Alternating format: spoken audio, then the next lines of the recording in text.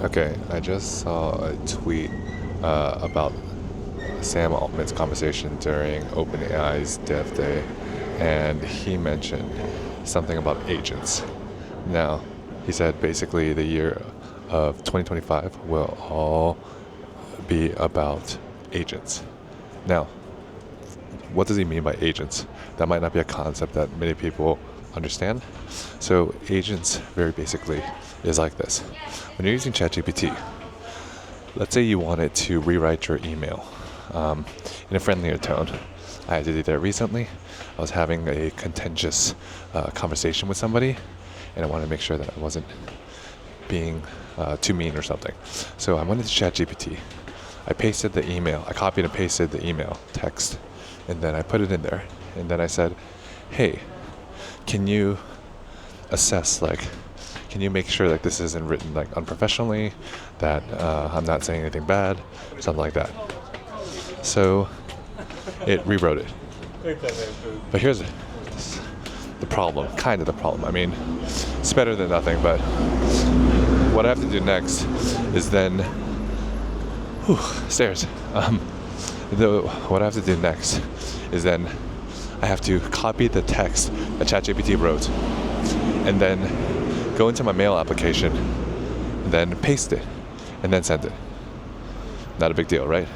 It's not a big deal because we get so much value from what ChatGPT writes that we are willing to overcome the cumbersome process of copying and pasting text from mail and then back to mail. Now, what would be the ideal solution? The ideal solution would be, you would say, give the text to it, and then you say, "Hey, can you fix this email?" And then it rewrites it, and then it asks, "What do you think?" And you're like, "Yeah, it looks great. Send it." And then it sends it. That is the ideal. And that is in effect what an agent will do. ChatGPT is limited to the world within that chat box. It can't go outside. Even if it writes you a poem, it can't get that poem and email it to a friend. Or it can't publish it on your blog post. Yet. That's where agents come in. Agents give an AI model an ability to do things in the real world.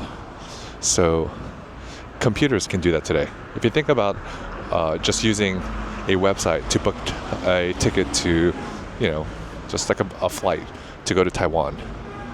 If you do that, what you are doing is you're going to the website and then you're clicking a button where you input where you want to go. Then you also click how many passengers, you send it. And so what's actually happening? That is a user interface that you are using. But in the background, when you're clicking those buttons, you're sending that information via an API to that software company, to the travel company, and then they're taking action. They're doing something about it. Now, that's an electronic version of what we used to have to do, which was call up a travel agent, a person, and then tell them where we want to go, and then they would look up their computer system, or they would look at what travel is available. And so basically they would do this manually. We replaced that by using a website so I can do it whenever I want. Now, I replace that website with ChatGPT or Claude Anthropic, which is a competitor, or any other AI model. So now not only can it brainstorm with you, but then you say, great, let's brainstorm some ideas of countries I can go in Asia, and it brainstorms a few ideas. You're like, hey, I did that. I like this country. Oh, I like a country that has a lot of sun. Oh, has large airports, whatever. And then you narrow it down, and you're like, got it. I like the country. Now I want to book a ticket. Then a travel agent will say, yeah, I can book that ticket for you. Do you want me to use the information on file? Because it has access to your credit card information or whatnot, and your identity, and voila, you are good. And so the reason 2025 is going to be so amazing for agents is because what used to be too costly for humans to do or it was too expensive, like a personal travel agent or a personal assistant. Yeah, a personal assistant is actually a better example. Not everybody can afford to have a personal assistant. If you're a millionaire CEO, you might be able to, but if you're just a regular schmo, you can't have an assistant go through your emails and say, hey, Sam, good morning. I looked through your emails, and these are the top emails that I think you should look at. And you're like, okay, and this is why. And here's a draft response. I look at it. Yep, send it. It's an amazing experience. It's like essentially having a assistant with you all the time that can do actions on your behalf. In the future, you can imagine your personal agent, let's say, negotiating for you for the price of, I don't know, when you're getting like a CPA or a tax accountant and you're negotiating the price, you won't have to do it yourself. You'll send your agent to represent you, and then the agent will go do all the back and forths and then come back to you with the result. Now, what I think is actually going to happen is that other party will have an agent, so it'll become basically your agent just negotiating with the other agent and then going back and forth. Now, if the agents, two AI models, are talking with each other, do they necessarily need to use English or a language that we understand? Or maybe they find a more efficient way of communicating that is not even English. Because it doesn't matter if we understand them or not.